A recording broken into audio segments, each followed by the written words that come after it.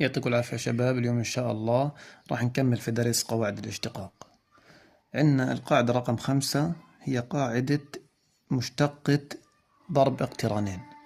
بقول إذا كان كاف السين يساوي قاف السين في هاء السين، يعني في عندي اقترانين مضروبين في بعض، ممكن يكونوا على شكل أقواس، ممكن يكون واحد منهم سين وواحد منهم كاف السين أو على صيغة اقتران يعني إلى آخره. إيش بتكون مشتقتهم؟ قال لي القانون بيقول الأول في مشتقة الثاني زائد الثاني في مشتقة الأول. إذا الأول في مشتقة الثاني زائد الثاني ضرب مشتقة الأول. تمام؟ خلينا نشوف المثال. بيقول إذا كان قاف السين يساوي 5 س ناقص 1 ضرب 2 ناقص س.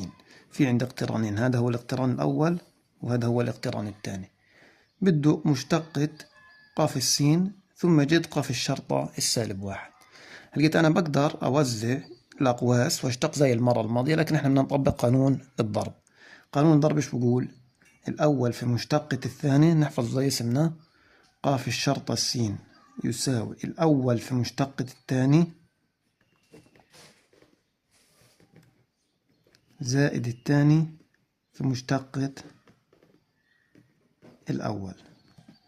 الأول بنزله زي ما هو 5 س ناقص 1 ضرب مشتقة الثاني، مشتقة الاثنين 0، مشتقة السالب س سالب 1، إذا نضرب سالب 1 زائد الثاني 2 ناقص س ضرب مشتقة الأول، مشتقة الخمسة س 5، مشتقة السالب 1 0، إذا مشتقة الخمسة س ناقص 1 5 ضرب 5. هذه هي قاف الشرطة السين. فيش داعي أدخل عادة، خلاص أنا هيك جبت قاف الشرطة السين. الآن بده قاف الشرطة السالب 1، بعوض بالسالب 1. قاف الشرطة السالب 1 يساوي 5 في سالب 1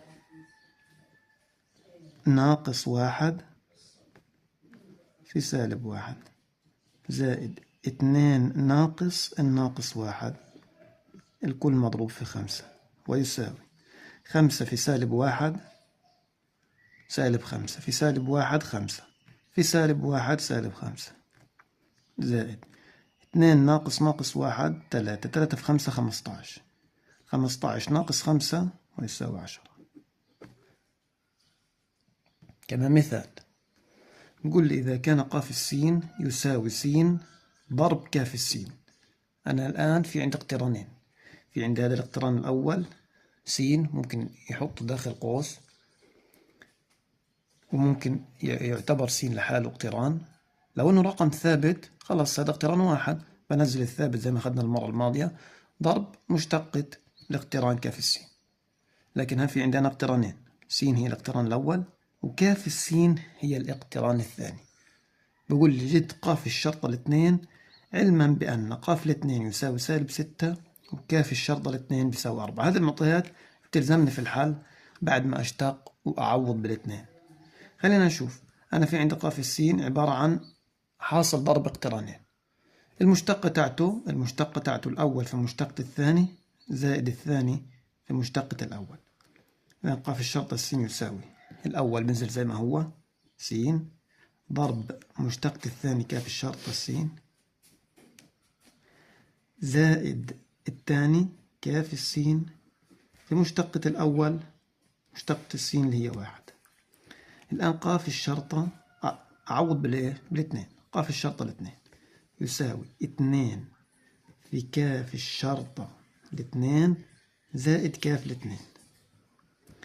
هو إيش معطيني؟ معطيني كاف الشرطة الاثنين، هذه جاهزة بقدر أعوض فيها، ومعطيني قاف الاثنين. طبعا قاف الاثنين بقدرش أستفيد منها، هذا ما طلعت معي بالمعطيات. أنا بدي كاف الاثنين مش قاف الاثنين، بس هو معطيني قاف الاثنين. إيش أعمل؟ بقدر أستفيد من المعلومة هذه قاف الاثنين وأعوض بالاقتران نفسه الأصلي قبل الاشتقاق، فبقدر أحصل على كاف الاثنين. لو عوضت قاف الاثنين قلت قاف الاثنين يساوي 2 في كاف الاثنين. قاف الاثنين معطيني إياها سالب 6، 2 في كاف الاثنين على 2 على 2 سالب 6 على 2 ويساوي سالب 3. إيش السالب 3؟ هذه كاف الاثنين، هذه اللي أنا محتاجها للتعويض هنا. إذا أي معلومة بيعطيني إياها فأنا هحتاجها. لو ما احتاجتها بشكل مباشر بقدر أستخلص منها معلومة بتفيدني في حل السؤال. إذا قاف الشرطة الاثنين صار عندي إيش بيساوي؟ 2 ضرب كاف الشرطة الاثنين معطيني إياها 4 زائد كاف الاثنين معطيني إياها -3، أو أنا حصلت عليها اللي هي بتساوي -3، ويساوي 8 ناقص 3 ويساوي 5. طب خلونا نشوف هذه نظرية يا شباب. هذه النظرية بقول لي إذا كان قاف السين يساوي س أس ن، يعني س مرفوع على أس، ممكن يكون 5 ممكن يكون 7 إلى آخره، ن تنتمي إلى صاد يعني عدد صحيح، فإن قاف الشرط السين يساوي إيش بصير؟ بنزل الأس جنب الاقتران مضروب فيه طبعا، ضرب س أس ن ناقص 1، بنقص من الأس 1. كويس؟ يعني مثلا لو كانت هذه س تربيع إيش هتصير؟ الاثنين بتنزل 2 في س أس 1، بدل ما كانت 2 صارت 2 ناقص 1 ويساوي 1. إذا كان قاف السين بيساوي س أس ن، فإن قاف الشرط السين يساوي ن في س أس ن ناقص 1. نشوف المثال. بيقول لي إذا كان قاف السين يساوي س تكعيب ناقص 2 س زائد 5، جد قاف الشرطة السين ثم جد قاف الشرطة السالب 2. طيب قاف الشرطة السين في الأول، قاف الشرطة السين يساوي، نشتق س تكعيب إيش مشتقتها حسب القاعدة اللي فوق؟ 3 في س أس 3 ناقص 2، 3 ناقص 1 اللي هي 2، 3 س تربيع ناقص الاثنين س إيش مشتقتها؟ الدور الفائت قلنا 2، الخمسة إيش مشتقتها؟ 0. خلص انتهى الموضوع. إذا قاف الشرطة س بيساوي 3 س تربيع ناقص 2. الآن بده قاف الشرطة السالب 2، بعوض بالسالب 2، قاف الشرطة السالب 2 ويساوي 3 في سالب 2 تربيع ناقص 2. سالب 2 تربيع 4 في 3 12، 12 ناقص 2 يساوي 10. بقول لي ملاحظة، إذا كان قاف السين كثير حدود فإنه قابل للاشتقاق، وأنا مغمض عينيا، إذا كان قاف السين كثير حدود فإنه قابل للاشتقاق. ما هو الاقتران كثير الحدود؟ الاقتران كثير الحدود له صيغة عامة، هي إيش؟ قاف السين يساوي ألف س أس ن زائد باء في س أس ن ناقص 1 زائد ج في س أس ن ناقص 2 زائد إلى آخره، اللي هو يعني زي هذا الاقتران مثلا س تكعيب ناقص 2 س زائد 5. هذه الصيغة العامة ممكن أي واحد منهم يتوفر، لو ما توفر عادي، المهم يكون على هذه الصيغة ألف في س أس ن، بحيث إنه إيش؟ النون هذا يكون عدد صحيح موجب، عدد صحيح موجب أو 0. إذا كان سالب ببطل اسمه كثير حدود، وإذا كان كسر ببطل اسمه كثير حدود. لازم تكون الأسس اللي على س أعداد صحيحة موجبة أو 0. طيب الآن في النظرية هذه بقول إيش؟ يكون قاف قابلا للاشتقاق عند س يساوي س 1، يعني عند نقطة معينة، إذا وفقط إذا كان لازم يتحقق شرطين. الشرط الأول إنه قاف السين يكون متصل عند س 1، والشرط الثاني إنه المشتقة عند س بتساوي س 1 من اليمين تساوي المشتقة من اليسار. إذا في عندي شرطين، الشرط الأول يكون متصل عند س 1، والشرط الثاني إنه المشتقة من اليمين، من يمين س 1 يعني تساوي المشتقة من اليسار. طب هذا الكلام نعرفه، بس الآن حنطبقه يعني بنوع من الأسئلة بيحتاج هدول الشرطين، لازم أطبق هدول الشرطين عشان أقدر أجيب المطلوب مني. طيب إيش يعني متصل؟ إيش يعني الشرط الأول؟ إيش معناه هذا؟ إيش يعني قاف السين متصل عند س بتساوي 1؟ ببساطة أخذنا قبل هيك، يعني إنه نهاية قاف السين من اليمين لما س تقترب من س 1 من اليمين تساوي نهاية قاف السين لما س يقترب من س 1 من اليسار. إذا تحقق هذا الشرط ويساوي طبعا قاف السين 1، إذا تحقق هذا الشرط بيكون الاقتران متصل. إذا أنا أعطاني معطى وقال لي إنه قاف السين قابل للاشتقاق عند س بتساوي س واحد، على المطرح بستنتج إنه قاف السين متصل، يعني نهاية الاقتران لما س تقترب من س واحد من جهة اليمين تساوي نهاية قاف السين لما س تقترب من س واحد من جهة اليسار وتساوي قاف السين واحد. هذا الشرط الأول. والشرط الثاني أو اللي بستنتجه إنه المشتقة من جهة اليمين لما أعوض بس واحد بتساوي المشتقة من جهة اليسار لما أعوض بس واحد. س واحد طبعا يا شباب. نشوف السؤال. في المثال بيقول لي إذا كان قاف السين يساوي اقتران متعدد القاعدة ألف س تربيع زائد باء لما س أكبر أو تساوي واحد، وس تكعيب زائد س لما س أقل من واحد. أوجد قيمة ألف وباء علما بأن قاف السين قابل للاشتقاق على حاء. حلو كتير. إيش يعني قاف السين قابل للاشتقاق على حاء؟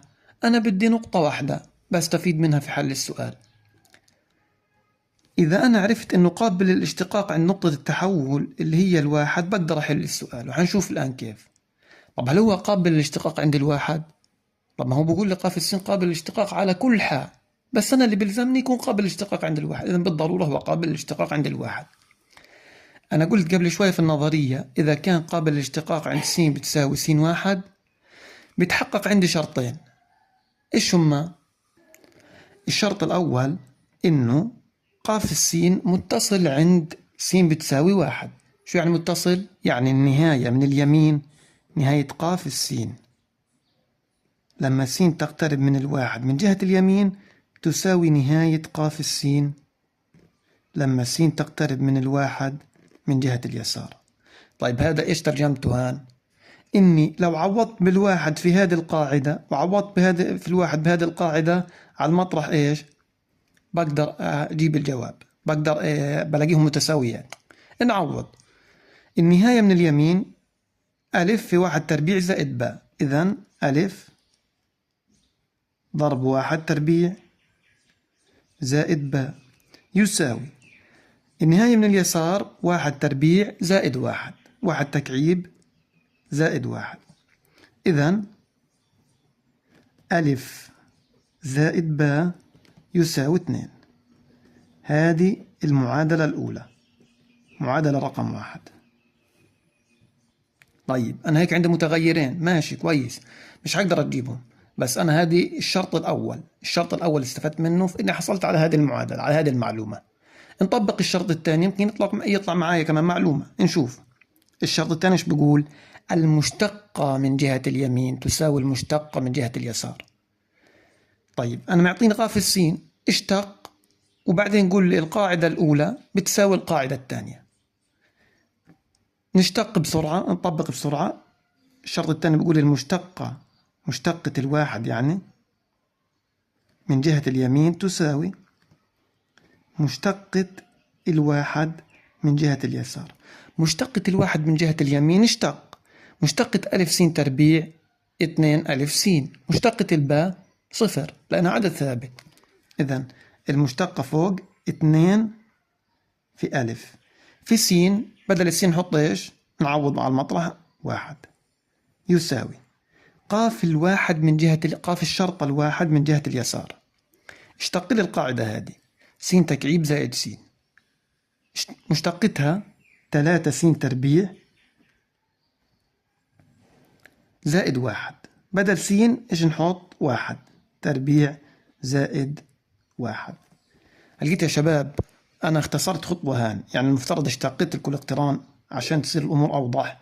نقول قاف الشرطة السين هان تساوي ألف س تربيع زائد باء بتصير 2 ألف س لما س أكبر من 1، وس تكعيب زائد س مشتقتها 3 س تربيع زائد 1 لما س أقل من 1. الآن هذا قاف الشرطة السين. إحنا بنعرف من الشرط الثاني إنه المشتقة من جهة اليمين تساوي المشتقة من جهة اليسار بالنسبة للواحد. هاي الواحد. إذن نعوض بالواحد مرة من جهة اليمين ومرة من جهة اليسار ونحط بينهم يساوي، وهذا اللي عملته أنا هان. 2 في ألف بدل السين حطيت 1، 2 في ألف في 1 يساوي 3 في 1 تربيع زائد 1 اللي هي القاعدة من جهة إيش؟ من جهة اليسار لما س أقل من 1. طيب 2 ألف في 1 2 ألف يساوي 3 في 1 تربيع 3 زائد 1 4. إذا ألف نفسها إيش بتساوي؟ ألف تساوي 2. حلو، أنا عرفت ألف، بقدر الآن أجيب إيش؟ من القاعدة اللي جبتها قبل شوية بقدر أجيب باء. بعوض في 1 بالتعويض في 1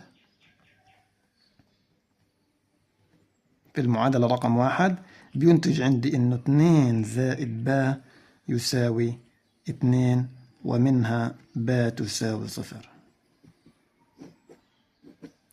إذا نلخص إيش اللي عملناه في هذا المثال. في هذا المثال معطيني معطيني مجهولين ومعطيني اقتران متعدد القاعدة، وبقول لي أوجد قيمة ألف وباء علما بأن قاف السين قابل للاشتقاق على ح. من هذه المعلومة أنا محتاج إني بدي أستفيد من إنه قابل للاشتقاق على الواحد عند الواحد. وقلنا في نظرية قبل شوية إنه إذا كان قابل للاشتقاق عند س بتساوي س 1 فأنا بستفيد من شرطين. الشرط الأول إنه الاقتران نفسه متصل عند الواحد، يعني نهاية الاقتران من اليمين بتساوي النهاية من اليسار. والمعلومة الثانية اللي بستفيد منها إنه المشتقة من اليمين بتساوي المشتقة من اليسار. إذا عوض في الاقتران نفسه بالواحد من جهة اليمين وبالواحد من جهة اليسار وحط بينهم مساواة، طلعت عندي المعادلة هذه ألف زائد باء بيساوي 2. هذا الشرط الأول استفدت منه في هذه المعادلة. الشرط الثاني استفدت منه في إيش؟ يعني في المعادلة الثانية بقول المشتقة من جهة اليمين بتساوي المشتقة من جهة اليسار. رحت أنا اشتقيت الاقتران من اليمين 2 ألف س، من اليسار 3 س تربيع زائد 1. عوض بالواحد صار في عندي 2 ألف في 1 بيساوي 3 في 1 تربيع زائد 1، ومنها ألف بتساوي 2. الآن أنا عرفت ألف إنها بتساوي 2 وعندي ألف زائد باء بيساوي 2. عوض في المعادلة هذه بصير عندي 2 زائد باء يساوي 2، ونقول 2 على الجهة الثانية بتصير باء تساوي تساوي 0. طيب ننتقل الآن للقاعدة رقم 6 في قواعد الاشتقاق، وهي مشتقة قسمة اقترانين. بيقول لي إذا كان قاف السين يساوي كاف السين تقسيم ميم السين، كاف السين على ميم السين، وميم السين لا تساوي 0 عشان المقام ما يساوي 0، فإن قاف الشرطة السين مشتقة القسمة إيش بتساوي؟ بهدوء أول شيء المقام شايفينه ميم السين، بخليه زي ما هو في المقام بس بربعه ميم السين تربيع، هذا في المقام. طب والبسط؟ قال لي البسط مش كنت أقول في مشتقة الضرب الأول في مشتقة الثاني زائد الثاني في مشتقة الأول؟ الآن في البسط تاع مشتقة القسمة إيش هقول؟ المقام في مشتقة البسط ناقص مش زائد، ناقص البسط في مشتقة المقام. يعني هان المقام اللي هو ميم السين ضرب مشتقة البسط يعني كاف شرطة السين ناقص كاف السين اللي هو البسط ضرب مشتقة المقام. يعني لو أنا بدي أكتبه بالكلمات هقول المقام تربيع فوق في البسط المقام ضرب مشتقة البسط ناقص البسط في مشتقة المقام. تمام يا شباب؟ نشوف كيف الأسئلة بتيجي. طيب مثال بقول لي إذا كان قاف السين يساوي 1 على س تكعيب زائد س تربيع على س ناقص 1، وس لا تساوي 0 ولا 1. ليش؟ لو س بتساوي 0 المقام هان حيصير بيساوي 0، هذا ما بظبط. لو كانت س بتساوي 1 المقام هان حيصير 1 ناقص 1 ويساوي 0، برضو ما بظبط. بقول لي جد قاف الشرطة السالب 1، يعني بدي أشتق بعدها أعوض بالسالب 1. نشوف الحل. قاف الشرطة السين يساوي 1 على س تكعيب. هان ممكن أنا أستعمل قانون القسمة تاع قبل شوية اللي أخذناه آخر شيء اللي هو المقام تربيع المقام في مشتقة البسط ناقص البسط في مشتقة المقام. وفي طريقة تانية إني أقول هذه أساسا 1 على س تكعيب بتساوي إيه؟ بتساوي س أس سالب 3. طلعت السين فوق كانت في المقام، طلعت على البسط صارت س أس سالب 3 وأشتق. طبعا لسه ما أخذنا القانون هذا، مش مشكلة، نخليه لبعدين. 1 على س تكعيب المقام تربيع س تكعيب تربيع، ايش بتصير؟ س تكعيب تربيع بتصير س أس 6. حنيجي الآن المقام في مشتقة البسط اللي هي س تكعيب ضرب مشتقة الواحد 0 ناقص البسط اللي هو 1 في مشتقة المقام مشتقة س تكعيب 3 س تربيع زائد. أنا الآن اشتقيت الحد الأول فقط، ننتقل للحد الثاني. المقام تربيع س ناقص 1 الكل تربيع. في البسط المقام في مشتقة البسط، يعني س ناقص 1 في مشتقة البسط مشتقة س تربيع 2 س ضرب 2 س ناقص البسط س تربيع في مشتقة المقام مشتقة س 1 مشتقة الواحد 0 إذن 1 ضرب 1 ويساوي س تكعيب في 0 0 ناقص 1 في 3 س تربيع إذن ناقص 3 س تربيع على س تكعيب الكل تربيع س أس 6 زائد س ناقص 1 في 2 س نخليها زي ما هي، دخل 2 س على القوس 2 س تربيع ناقص 2 س س تربيع في 1 س تربيع إذا ناقص س تربيع على س ناقص 1 الكل تربيع. طبعا يا شباب هان 2 س تربيع 2 س تربيع ناقص س تربيع بيصفى عندي س تربيع وحدة.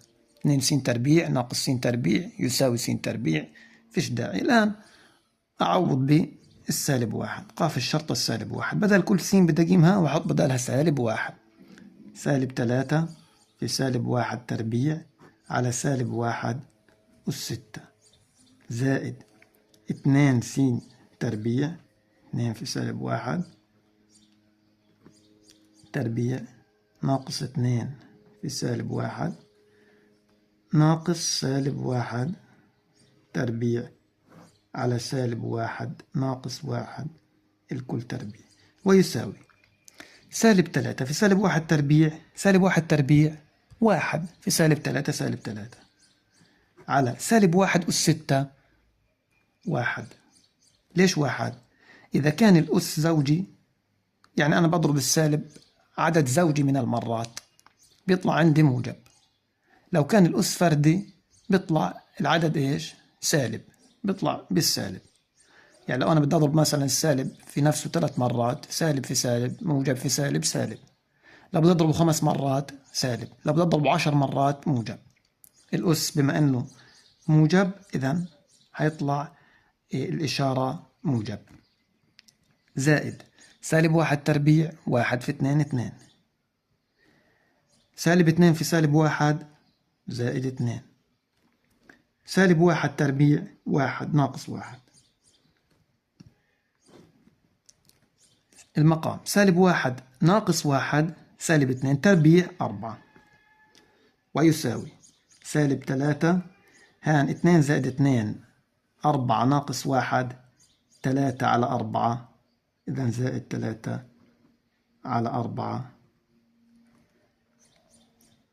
ويساوي سالب 2 وربع.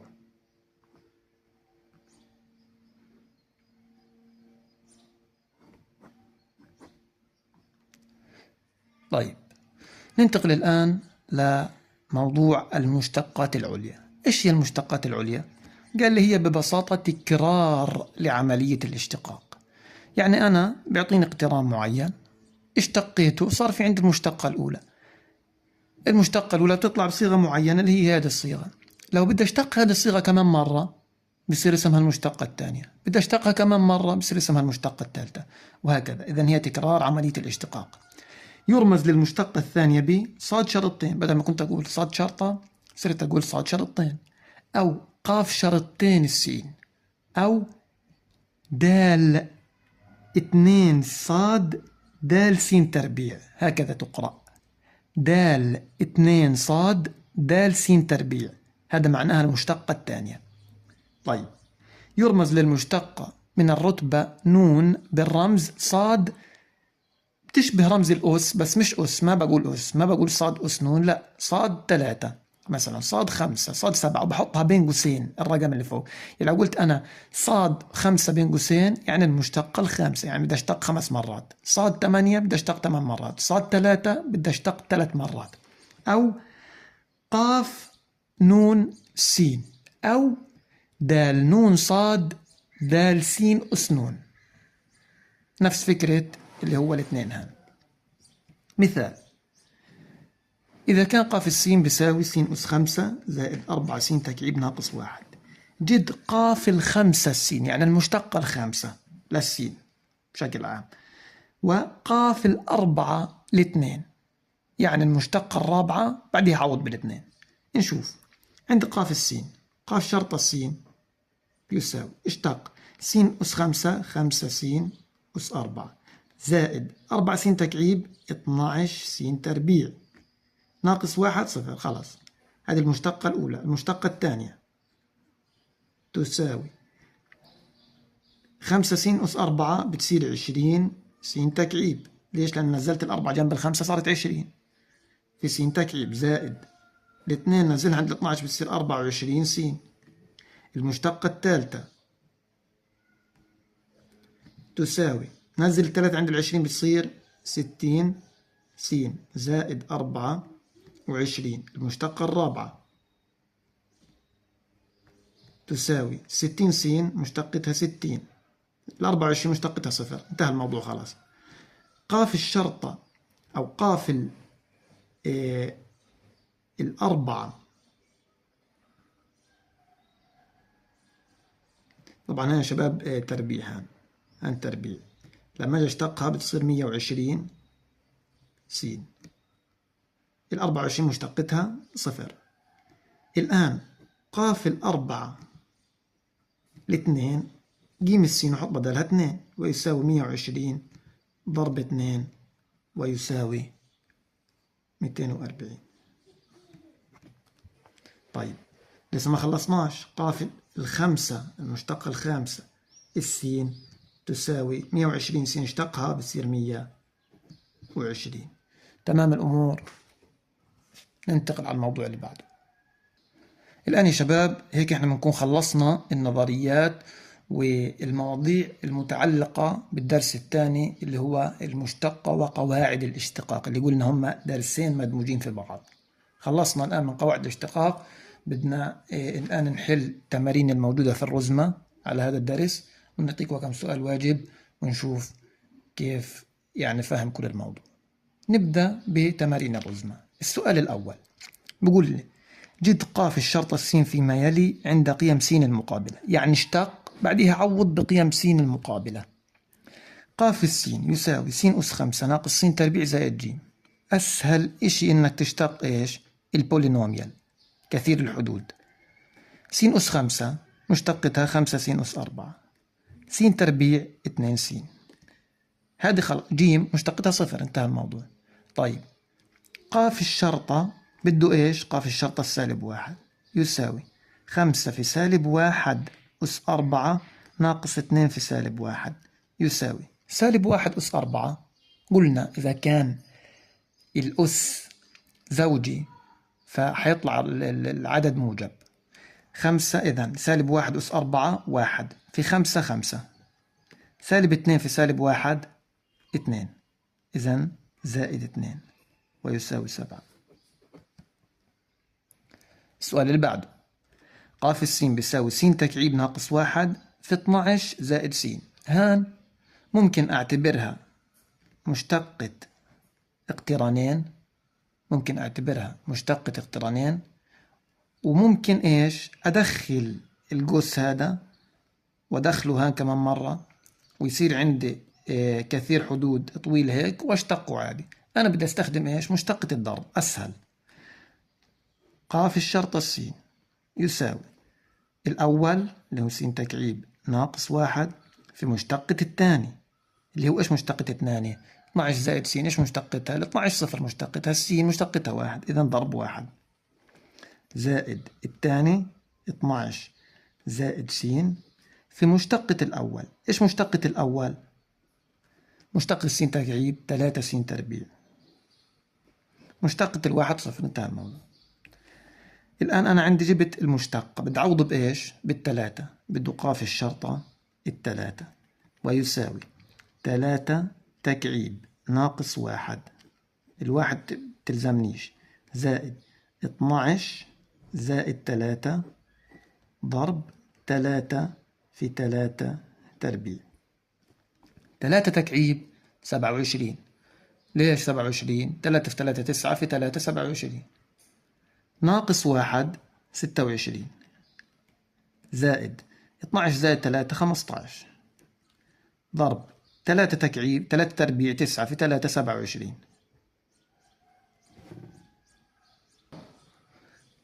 ويساوي 431.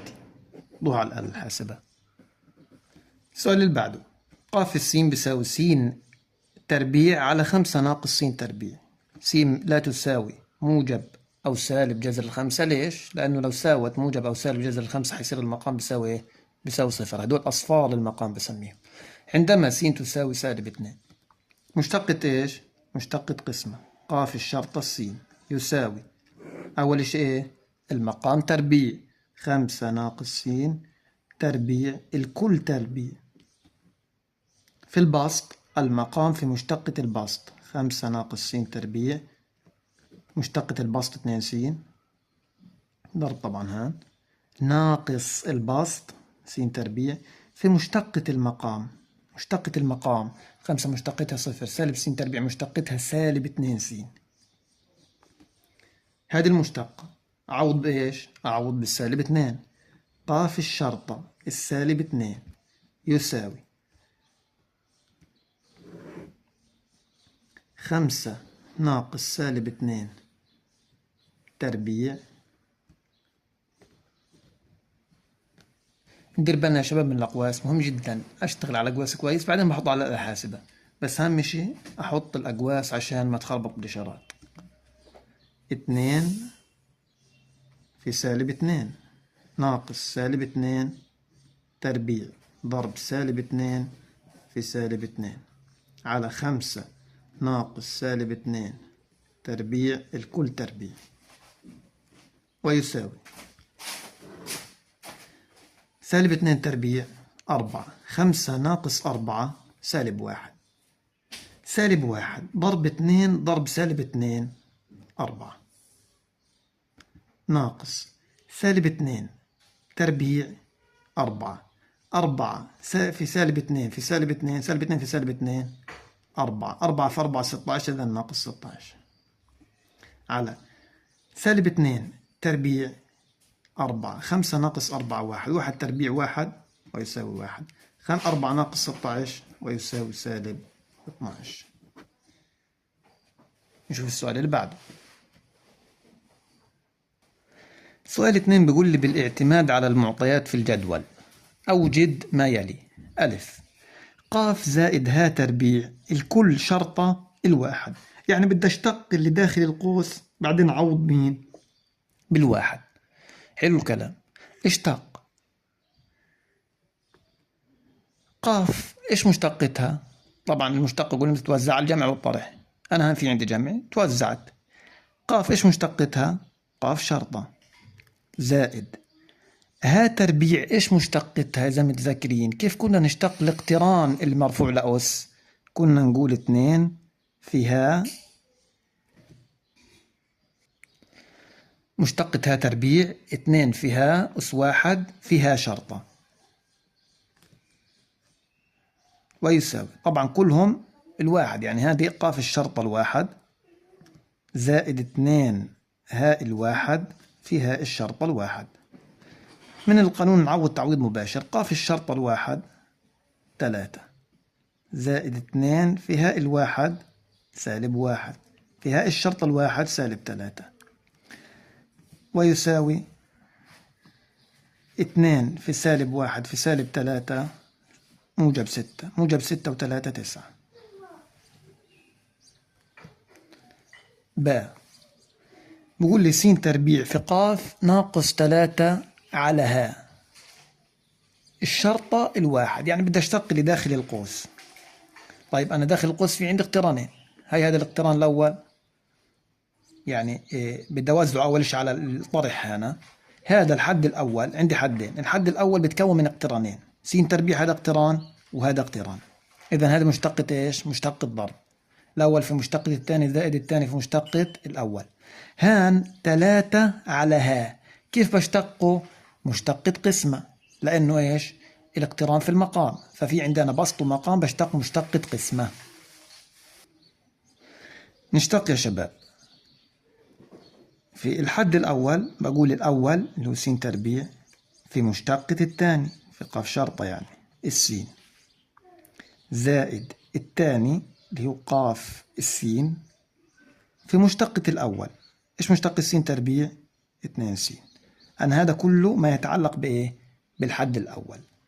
ناقص، بدي الآن أشتق الثاني اللي هي مشتقة قسمة، المقام تربيع، ها تربيع السين.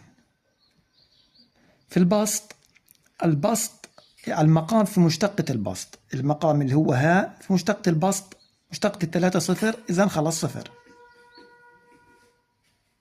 ناقص البسط في مشتقة المقام، البسط في مشتقة المقام، إذن 3 هاء الشرطة السين.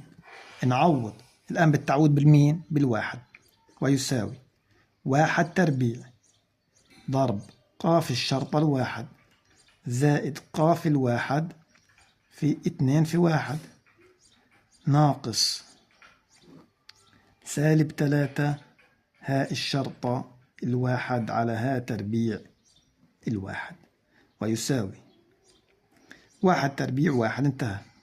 ايش ما ضربه فيش مكان، بضل زي ما هو. قاف الشرطة الواحد 3 زائد قاف الواحد 2. 2 ضرب 2 4 في 1 4 ناقص سالب 3 هاء الشرطة الواحد قد ايه؟ سالب 3. سالب 3 في سالب 3 9، إذن ناقص 9 على ها تربيع الواحد. ها الواحد نفسها سالب 1 تربيع 1، إذن 3 زائد 4 ناقص 9 1، يعني ناقص 9. 3 و4 7 ناقص 9 يساوي سالب 2.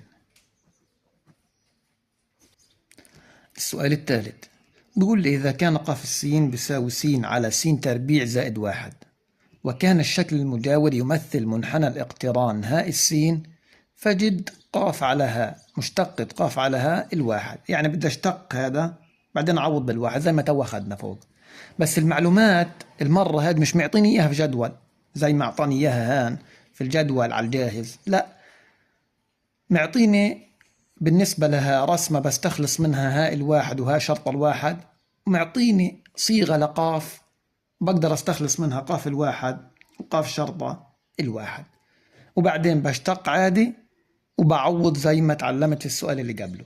إذن المعلومات الموجودة في الجدول هان كانت في السؤال هذا، وين حلاقيها؟ حستخلصها من الرسمة وحستخلصها من الصيغة نفسها اللي معطيني إياها بالنسبة لقاف.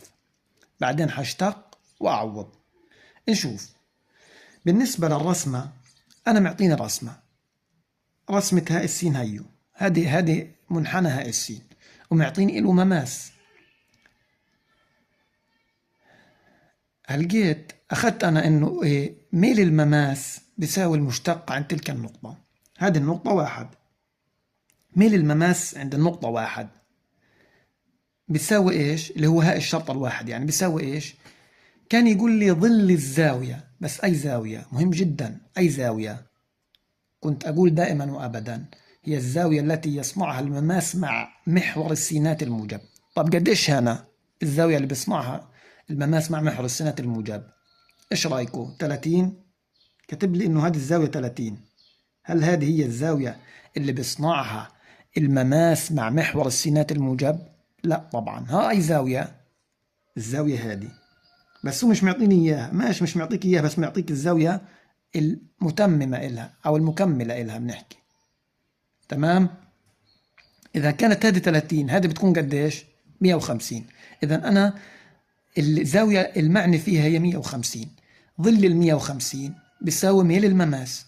ميل المماس بيساوي المشتق عن تلك النقطة. إذا هاء الشرطة الواحد بيساوي ظل إيش؟ ظل ال 150. ليش ما كتبت 30؟ لأنه أنا معني بالزاوية اللي بيصنعها المماس مع محور السينات الموجب. هي محور السينات الموجب وهي المماس، الزاوية قد ايه بينهم؟ 150. ظل ال 150 يساوي سالب 1 على جذر الثلاثة. طيب هاء الواحد ايش رايكم؟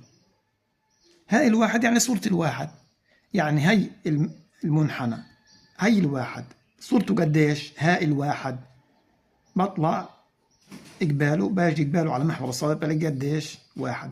إذا هاء الواحد يساوي واحد. هذا أمر مباشر جدا. هاء الواحد يساوي واحد. هاء الشرطة الواحد بيساوي ظل ال 150 ويساوي سالب 1 على جذر الثلاثة. طيب عرفنا هاء الواحد وعرفنا هاء الشرطة الواحد. طيب قاف الواحد وقاف الشرطة الواحد كيف أجيبهم؟ يعني ما هم يعطيني صيغة الاقتران نفسه. قاف الواحد أعوض بالصيغة نفسها، بدل كل سين أحط واحد. قاف الواحد إذا بيساوي 1 على 1 تربيع زائد 1 ويساوي 1 على 2 يعني اللي هو نص. هذا قاف الواحد. طيب قاف الشرطة الواحد عشان أقدر أجيبه بدي أشتق بالأول الاقتران نفسه بعدين أعوض بالواحد. طيب قاف الشرطة السين إيش بيساوي؟ أنا قاف السين عندي س على س تربيع زائد 1، هذا مشتقة قسمة. س تربيع المقام تربيع، س تربيع زائد 1 الكل تربيع. البسط إيش بكتب فيه؟ للمقام في مشتقة البسط س تربيع زائد 1 ضرب مشتقة البسط 1 ناقص البسط اللي هو س في مشتقة المقام. إيش مشتقة المقام؟ 2 س. الآن قاف الشرطة الواحد عوض بالواحد. 1 تربيع زائد 1 ضرب 1 هذا خلاص بتروح ناقص 1 في 2 على 1 تربيع 1 زائد 1 2 تربيع 4 ويساوي 1 تربيع 1 زائد 1 2 ناقص 2 صفر، صفر على 4 ويساوي صفر. تمام. هذا قاف الشرطة الواحد. إذا أنا صار عندي الأربع معلومات اللي بحتاجهم الموجودات في الجدول هذا صاروا عندي جاهزات. هاء الواحد 1، هاء الشرطة الواحد سالب 1 على جذر الثلاثة، قاف الواحد بيساوي نص وقاف الشرطة الواحد بيساوي صفر. الآن أجي أشتق، بده هو مشتقة قاف على هاء الواحد، يعني أشتق اللي في الأقواس وبعدها أعوض بالواحد. يساوي هذا نفسه إيش بيساوي؟ بيساوي المقام تربيع هاء الشرطة أو هاء تربيع السين، فوق حيكون في عندي المقام هاء السين في مشتقة البسط يعني قاف شرطة السين ناقص البسط قاف السين في مشتقة المقام، مشتقة المقام هاء الشرطة السين. الآن أعوض بالواحد يساوي، خلاص كأن عوضنا مباشرة. هاء الواحد قديش عندي؟ 1 ضرب قاف الشرطة الواحد صفر ناقص قاف الواحد نص ضرب هاء الشرطة الواحد سالب 1 على جذر الثلاثة على المقام هاء الواحد 1 تربيع 1 إذا 1 تربيع ويساوي 1 ويساوي 1 في صفر صفر، المقام 1 راح بضل عندي سالب نص في سالب 1 على جذر الثلاثة ويساوي موجب 1 على 2 جذر الثلاثة. هتقول له المقام، ما هو المقام هذا 1 خلاص راح وهان مضروب بالصفر في الواحد. طيب إذا عشان يا شباب نلخص الفكرة اللي صارت معي في السؤال الثالث، معطيني قاف السين له صيغة وهاء السين له رسمة، وطالب مني قاف على هاء أشتقها وأعوض بالواحد. أنا محتاج 4 معلومات: قاف وقف شرطة وهاء وهاء شرطة الواحد، زي هذا السؤال. طيب هو مش معطيني إياهم بشكل مباشر بشكل جدول، وإنما معطيني أشياء أقدر أتحصل عليهم منها. بالنسبة للرسمة، هاء الواحد مباشر جدا. هاء الواحد زي ما زمان في صف سادس وسابع كنت يعطيني رسمة واجي أشوف صورة الواحد قديش الواحد، طلعت قبالها لقيتها واحد.